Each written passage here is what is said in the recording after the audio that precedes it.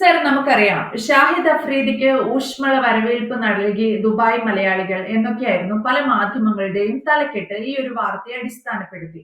യഥാർത്ഥത്തിൽ പാകിസ്ഥാൻ ദുബായ് മലയാളികളെ പറ്റിക്കുകയായിരുന്നില്ലേ, ചതിക്കുകയായിരുന്നില്ലേ? പാകിസ്ഥാനെ ഇപ്പോഴും മലയാളികൾ തിരിച്ചറിഞ്ഞിട്ടില്ല എന്നുള്ളതിന്റെ ഉത്തമ ഉദാഹരണമാണ് ദുബായിലെ മലയാളികൾക്ക് പറ്റിയത്. എന്താണ് ആ സംഭവം? ഇപ്പൊ തിരിച്ചും മറിച്ചുമുള്ള കഥകളൊക്കെ പലരും പറയുന്നുണ്ടെങ്കിലും സത്യങ്ങൾ സത്യമായി അവശേഷിക്കുന്നു എന്നുള്ളതാണ് അതിന്റെ പച്ചയായ സത്യം. എന്താണ് സംഭവിച്ചത്? പാകിസ്ഥാൻ അസോസിയേഷൻ ദുബായ് അവര് ഒരു പണി ഒപ്പിച്ചു. നമ്മുടെ മലയാളികൾ, അതായത് കൊച്ചിൻ യൂണിവേഴ്സിറ്റിയിലെ BTech alumni association Pakistan association ഹാളിൽ, ദുബായിലെ പാകിസ്ഥാൻ അസോസിയേഷൻ ഹാളിൽ അവരുടെ ഒരു പരിപാടി ബുക്ക് ചെയ്തു. എന്തായാലും പിന്നെ കേൾക്കുന്നത് പാകിസ്ഥാൻ അസോസിയേഷൻ ദുബായിൽ പാകിസ്ഥാൻ ക്രിക്കറ്ററായ ഷാഹിദ് അഫ്രീദിക്ക് വൻ സ്വീകരണം. അത് കൊടുത്തതാരാണ്? ഇന്ത്യക്കാർ, പ്രത്യേകിച്ച് മലയാളികൾ. ഇത് പാകിസ്ഥാൻ വളരെ ഭംഗിയായി ഉപയോഗിച്ചു എന്നുള്ളതാണ് സത്യം. അവർക്ക് ചില പ്രതികൂലമായ പ്രശ്നങ്ങൾ അവരുടെ രാജ്യത്തും പുറത്തുമൊക്കെ ഉണ്ടായിരുന്നു. ഓപ്പറേഷൻ സിന്ദൂറുമായിട്ടും പഹൽഗാം ആക്രമണവുമായിട്ടൊക്കെ ബന്ധപ്പെട്ട് അതിനെ ഒന്ന് സമനിലയിലാക്കാൻ അല്ലെങ്കിൽ സന്തുലിതമാക്കാൻ വളരെ തന്ത്രപരമായ ഒരു നീക്കം പാകിസ്ഥാൻ നടത്തി. ഇതിന് പാകിസ്ഥാൻ ഈ ഒരു സോഫ്റ്റ് പവർ സ്ട്രാറ്റജി എന്ന് പറയും, സോഫ്റ്റ് പവർ സ്ട്രാറ്റജി. അപ്പൊ ഇത്രയും ഒരു മൃദു ശക്തി പ്രചരണത്തിനായി അല്ലെങ്കിൽ ഒരു സോഫ്റ്റ് പവർ നറേറ്റീവിനായി ഇത് ഉപയോഗിച്ചു എന്നുള്ളതാണ്. ഇതിന്റെ സാഹചര്യങ്ങൾ നമ്മളൊന്ന് പുറകെ പോയി നോക്കണം. നമുക്ക് ഈ പഹൽഗാം ആക്രമണം ഉണ്ടായി ഏപ്രിൽ 2025. ഈ സംഭവത്തിൽ ഈ പാകിസ്ഥാൻ ക്രിക്കറ്ററായ ഈ സയ്യിദ് അഫ്രീദി ഇന്ത്യക്കും ഇന്ത്യൻ സൈന്യത്തിനുമെതിരെ വളരെ വിവാദപരമായ പ്രസ്താവനകൾ നടത്തിയിരുന്നു. ഇന്ത്യയുടെ ഈ ഓപ്പറേഷൻ സിന്ദൂർ ഇന്ത്യയിൽ വ്യാപകമായി ആഘോഷിക്കപ്പെട്ടുവെങ്കിലും പാകിസ്ഥാനിൽ വലിയ ഒരു കള്ളപ്രചരണവും ദുരന്തവും ആയിരുന്നു സംഭവിച്ചത്. അപ്പൊ എങ്ങനെയാണ് ഈ പാകിസ്ഥാൻ ഈ അസോസിയേഷൻ ഹാളിൽ ദുബായിൽ പരിപാടി നടത്തിയത്? അവിടെ ഇന്ത്യക്കാരെ എങ്ങനെയാണ്, അല്ലെ മലയാളികളെ എങ്ങനെയാണ് പറ്റിച്ചതെന്ന് പറയുന്നത് ഇപ്പൊ മലയാളികളുടെ ഭാഷ്യമാണ്, മലയാളികളെ പറ്റിച്ചു എന്ന്. അതുകൊണ്ട് നമ്മൾ അത് മുഖവിലേക്ക് എടുക്കുന്നു. എന്നാലും ചില സത്യങ്ങൾ സത്യമല്ലാതാകുന്നില്ല എന്നുള്ളതാണ്.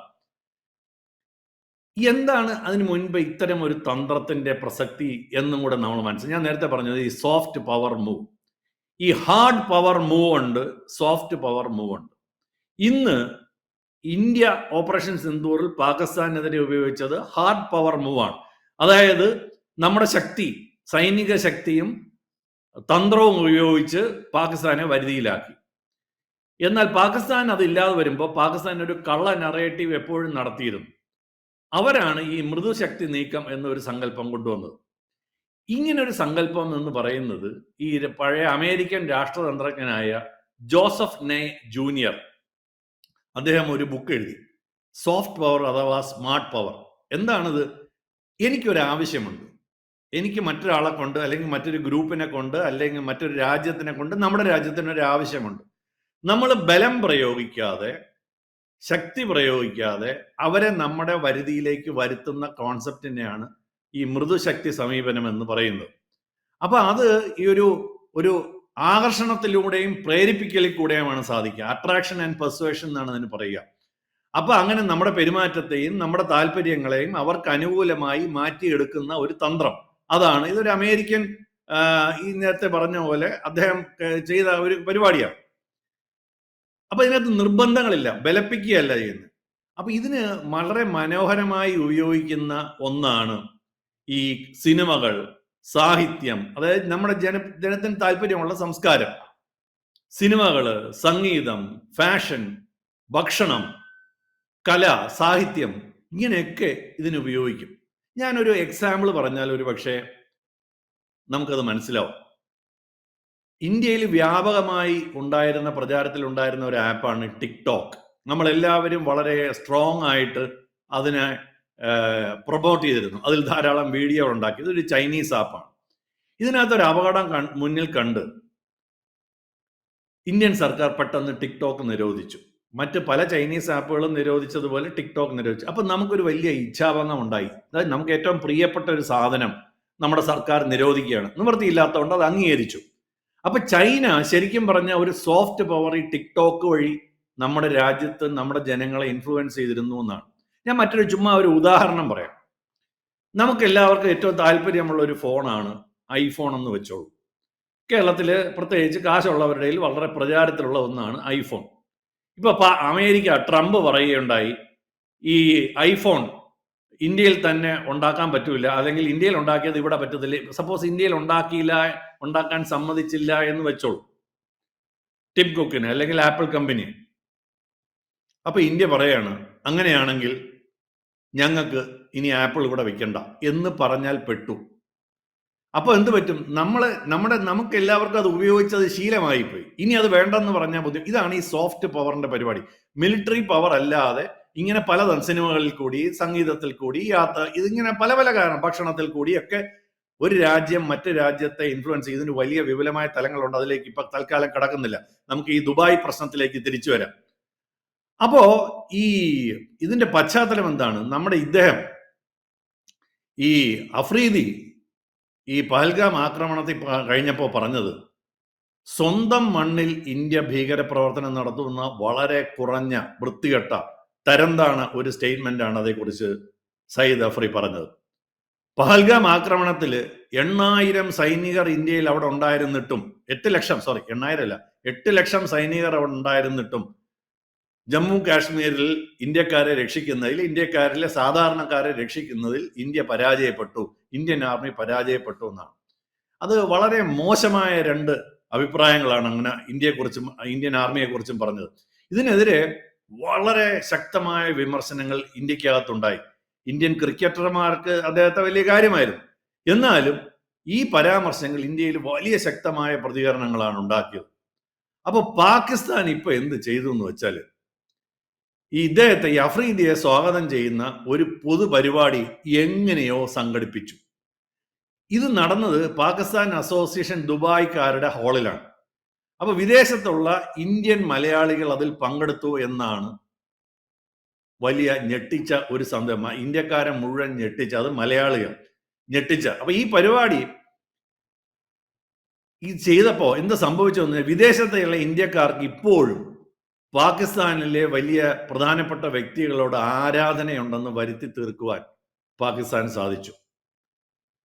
ഇന്ത്യയിൽ പൊതുവെ ഈ അഫ്രീദിയെ അപലപിക്കപ്പെടുകയായിരുന്നു എപ്പോഴും, പ്രത്യേകിച്ച് ആ പഹൽഗാം ആക്രമണത്തിന് ശേഷം. ആ വാദത്തെ ഒരു പരിധി വരെ ഇല്ലാതാക്കുവാൻ പാകിസ്ഥാന് കഴിഞ്ഞു. ഒരു രാഷ്ട്രീയതരവും സാംസ്കാരികമായ വീക്ഷണകോണ്, അതായത് ഇപ്പൊ ഞാൻ പറയാം, ക്രിക്കറ്റ്, പ്രവാസികൾ തമ്മിൽ അവരെ കണക്ട് ചെയ്യിപ്പിച്ചു. പ്രവാസികൾ, ക്രിക്കറ്റിന് താല്പര്യമുള്ള പ്രവാസികൾ, ഇത് വച്ചിട്ട് അഫ്രീദിയുടെ ഒരു പ്രതിച്ഛായയെ മെച്ചപ്പെടുത്താൻ ഉപയോഗിച്ചു.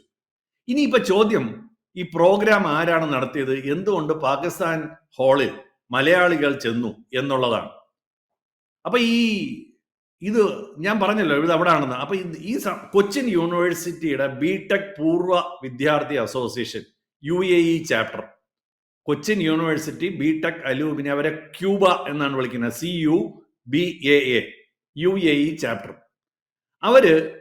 അവരുടെ ഓർമ്മ ചുവടുകൾ സീസൺ 2 എന്ന ഒരു പരിപാടിക്ക് വേണ്ടി പാകിസ്ഥാൻ അസോസിയേഷൻ ഹാള് ബുക്ക് ചെയ്തിരുന്നു. ഇനി ഇത് പഹൽഗാം ആക്രമണത്തിന് മുൻപ് ബുക്ക് ചെയ്തതാണെങ്കിൽ കൂടി ഇന്ത്യയും പാകിസ്ഥാനുമുള്ള ഇപ്പോഴത്തെ ഇരിപ്പ് വശവും പ്രശ്നങ്ങളും അനുസരിച്ച് അവർ ആ പരിപാടി മറ്റൊരു വേദിയിലേക്ക് മാറ്റുകയോ റദ്ദ് ചെയ്യുകയോ ചെയ്തിരുന്നെങ്കിൽ ഈ അബദ്ധം അല്ലെങ്കിൽ ഈ പ്രശ്നം ഉണ്ടാകില്ലായിരുന്നു എന്ന് ഇതിന്റെ ആളുകൾ തിരിച്ചറിയണം. അത് അവർ ചെയ്തില്ല. അപ്പൊ എന്തു പറ്റി? ഇവരുടെ പരിപാടിക്കിടയിൽ ഇപ്പൊ ഈ ക്യൂബ ആളുകൾ പറയുന്നത്, അതായത് ഈ കൊച്ചിൻ യൂണിവേഴ്സിറ്റിയുടെ ബിടെക് അലൂമിനി അസോസിയേഷന്റെ ആളുകൾ ഇപ്പൊ പറയുന്നത്, ഈ അഫ്രീദിയെ, ഉമർ ഗുലുവിനെയും, അത് അവർ രണ്ടുപേരും അവിടെ ഉണ്ടായിരുന്നത്, അവരെ മുൻകൂട്ടി ക്ഷണിച്ചതോ അവർ വരുമെന്ന് മുൻകൂട്ടി അറിയിച്ചിരുന്നോ അവർക്ക് ക്ഷണമില്ലാത്തതും ആയിരുന്നു എന്നൊക്കെയാണ് ഇവർ പറയുന്നത്. അവര് മറ്റൊരു പരിപാടിക്ക് അവിടെ ഉണ്ടായിരുന്നു അത്രേ. അതായത് പാകിസ്ഥാൻ അസോസിയേഷൻ ദുബായിയും ഈ എമിറേറ്റ്സ് ലവ് പാകിസ്ഥാനുമായിട്ട് ചേർന്ന് സംഘടിപ്പിച്ച ഈ ഹാൻഡ്സ് ഓഫ് യൂണിറ്റി എന്നൊരു പദ്ധതിയുടെ പരിപാടിയായിട്ട് ഇവരവിടെ ഉണ്ടാകുകയും ഇവർ പെട്ടെന്ന് ക്യൂബയുടെ, അതായത് ഈ മലയാളികളുടെ പരിപാടിയിലേക്ക് കടന്നു വരികയും ചെയ്തു എന്നാണ് ഇപ്പം ക്യൂബക്കാരെന്ന് ഉദ്ദേശിക്കുന്നത് ഈ കൊച്ചിൻ യൂണിവേഴ്സിറ്റി ബിടെക് അലൂമിനി അസോസിയേഷനാണ്. പറയാൻ എളുപ്പത്തിന് വേണ്ടി അത് പറഞ്ഞു എന്നുള്ളേ ഉള്ളൂ. ഇപ്പൊ അതിന്റെ സംഘാടകർ പറയുന്നത് അങ്ങനെ അവർ കയറി വന്നു. ഇത് എത്രത്തോളം വിശ്വസനീയമാണെന്ന് എനിക്കറിയില്ല. അപ്പോഴും 2 ചോദ്യങ്ങൾ അവശേഷിക്കുന്നു. എന്തുകൊണ്ട് ആ പ്രോഗ്രാം അവിടെ നടക്കാൻ അനുവദിച്ചു? വീണ്ടും, അതായത് ഈ പാകിസ്ഥാനുമായി ഇത്രയും വലിയ പ്രശ്നം ഉണ്ടായിരുന്നപ്പോൾ പാകിസ്ഥാന്റെ അസോസിയേഷൻ ഹാളിൽ എന്തിനാണത് തുടർന്ന് മുമ്പ് ബുക്ക് ചെയ്തിരുന്നായിരുന്നോട്ടെ, എനിക്കായിരിക്കും, അങ്ങനെയാണോ എനിക്കെന്ന് അറിഞ്ഞില്ല, അങ്ങനെയാണോ എന്ന് പോലും എനിക്കറിഞ്ഞില്ല. പക്ഷെ അങ്ങനെ ആണെങ്കിൽ കൂടി എന്തുകൊണ്ട് അവിടെ തുടർന്നു? ഇനിയിപ്പോ അതുകൊണ്ട് എന്ത് സംഭവിച്ചു? ഈ കേരളീയരെ ഉപയോഗിച്ചിട്ട് പാകിസ്ഥാൻ വലിയ ചില കളികൾ കളിച്ചു, പാകിസ്ഥാൻ മാധ്യമങ്ങൾ. അപ്പൊ അവര് പറയുന്നത് ഈ സാക്ഷരതയ്ക്കും പുരോഗമനത്തിനും പേരുകേട്ട ഒരു സംസ്ഥാനമായ കേരളം എന്നുള്ള ഇന്ത്യക്കാർ അഫ്രീദിയെ ഇപ്പോഴും ആരാധിക്കുന്നു, സ്നേഹിക്കുന്നു എന്നുള്ള ഒരു നറേറ്റീവ് വരുത്തി. ഇത് ഇന്ത്യയിലെ ചിന്താശേഷിയും വിദ്യാസമ്പന്നരും ആധുനികരുമായ ഒരു വിഭാഗം എന്ന് പറയുന്നത് ഗൾഫ് മലയാളികളാണ്. അവർ അഫ്രീദിയെ സ്നേഹിക്കുന്നു. അപ്പോ ഇതൊരു വ്യക്തിഗത, അതായത് ഒരു ക്രിക്കറ്ററെ ആരാധിക്കുന്നതാണ് മാക്സിമം. പക്ഷേ പാകിസ്ഥാൻ അതിനെ പ്രൊജക്ട് ചെയ്ത് ഒരു ക്രിക്കറ്റ് ആരാധനയായിട്ടല്ല, മറിച്ച് ഒരു സമൂഹത്തിന്റെ അംഗീകാരമായിട്ടാണ്, പാകിസ്ഥാനുള്ള അംഗീകാരമായിട്ടാണ് അവരുടെ ക്യാമ്പയിൻ പോയത്. ഈ ക്യാമ്പയിൻ എങ്ങനെ പോയി എന്ന് കേട്ടാൽ ഈ ദുബായ് മലയാളികൾ തന്നെ ഞെട്ടിപ്പോവും. ഇതിൽ പങ്കെടുത്ത മലയാളികൾ തന്നെ. ഈ സയ്യിദ് അഫ്രീദിയെ ഇന്ത്യക്കാർ, ഇന്ത്യൻ സമൂഹം ഊഷ്മളമായി സ്വാഗതം ചെയ്യുന്നു എന്നാണ് അവിടുത്തെ തലക്കെട്ട്. ഇന്ത്യൻ ജനക്കൂട്ടത്തിന്റെ ഇടയിൽ നിന്ന് ബൂം ബൂം എന്ന ആരവമുയർന്നു ഇദ്ദേഹം കടന്നു വന്നപ്പോഴേ. നീ അടുത്ത ഒന്നും കൂടെ പറഞ്ഞവര്, ഈ അഫ്രീദിയെ ആദരിക്കുന്നതിനായി ഇന്ത്യക്കാർ അവരുടെ പരിപാടി ഇടയ്ക്ക് വെച്ച് നിർത്തിയാണ് അദ്ദേഹത്തെ ആരാധിച്ചത്. ഇതൊക്കെയാണ് പാകിസ്ഥാൻ മാധ്യമങ്ങളിൽ വന്ന കഥകൾ, അല്ലെങ്കിൽ മറ്റ് ലോകങ്ങളിൽ വന്ന കഥകൾ. അപ്പൊ എന്തു പറ്റിയെന്ന് പറഞ്ഞു കഴിഞ്ഞാൽ ഇതൊരു വലിയ പ്രശ്നമായി മാറി. ഇന്ത്യക്കാരെല്ലാം ഞെട്ടിപ്പോയി. ഇങ്ങനൊരു സംഭവമോ? അപ്പോഴാണ് അവർ പറയുന്നത്, ഒരു ദിവസം കഴിഞ്ഞ് അവർ പറയുന്നു, ഇത് ഞങ്ങൾ അറിഞ്ഞിട്ടില്ലെങ്കിൽ സമ്മതിച്ചു. ഈ സയ്യിദ് അല്ലെങ്കിൽ അഫ്രീദി ഇങ്ങനെ കയറി വരുമ്പം എന്തിനാണ് ഇത്ര കരഘോഷവും ബൂം ബൂമും ഒക്കെ മുഴക്കിയത്? നിങ്ങൾ എല്ലാവരും അറിഞ്ഞിട്ടില്ലെങ്കിൽ ഇതിന്റെ ചില സംഘാടകരെങ്കിലും അത് അറിഞ്ഞിരിക്കാനാണ് എല്ലാ സാധ്യതകളും. ഞാൻ ചോദിക്കട്ടെ, സംഘാടകരുടെ ഒരു പെർമിഷൻ ഇല്ലാതെ ഒരു ക്രിക്കറ്റർ അവിടോട്ട് കടന്നു വരുമെന്ന് വിശ്വസിക്കാൻ മാത്രം മണ്ടന്മാരാണോ ബാക്കിയുള്ള ഇന്ത്യക്കാരെന്നുള്ളത് തിരിച്ചറിയണം. ആർക്കൊക്കെയോ എന്തൊക്കെയോ താല്പര്യമുണ്ടായിരുന്നു. എന്തായാലും ഇപ്പൊ അവർ ഇങ്ങനെ പറഞ്ഞ് തടി തപ്പൊന്ന് ഓക്കെ, അത് അംഗീകരിക്കുന്നു. അപ്പൊ എന്തിനാണ് ഈ കരഘോഷം മുഴക്കിയത്? എന്തിനാണ് ഈ ബൂം ബൂം വിളികൾ മുഴക്കിയത്? അതാണല്ലോ ഇപ്പൊ പാകിസ്ഥാന് ആയുധമായി മാറിയത്. നമ്മൾ പണ്ടും പറഞ്ഞിട്ടുണ്ട്, പലപ്പോഴും പാകിസ്ഥാൻ നറേറ്റീവിൽ ജയിക്കാറുണ്ട്. അപ്പൊ